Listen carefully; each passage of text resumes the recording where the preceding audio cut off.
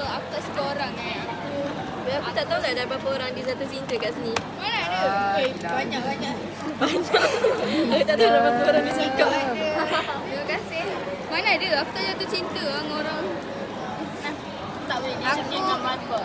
Mana ada? Ini wanita kata, dia kata Margot tu comel. Comel. Comel lagi lah. Ya ke comel je. Cakap handsome, baik sekali. Taklah. Aku cakap je. Ni dah kali ke 1100 dia cakap pasal Marba. Saya tak pernah terasa dengan pasal Margot. Bukan. Aku tak tahu dah berapa kali dia cakap pasal Marba. Bukan. Sebab dia kan macam... Akilah dah buang dengan putra aku gila. Nanti jatuh cinta.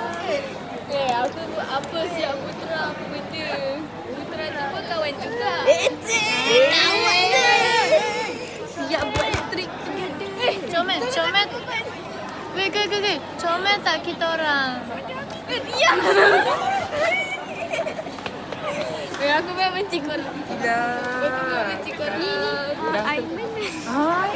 Allah, minggu orientasi lagi dah hook up dengan Aiman. Dah puji Aiman handsome. Ya Allah. Kau je. Dia macam ni. Korang.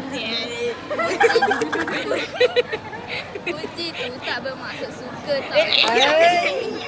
Macam just puji tau. Kalau macam selalu mention nama tu, Ya kalau aku macam nampak dia ke memang lah. alasan. Nampak dia ke bakal cari dia.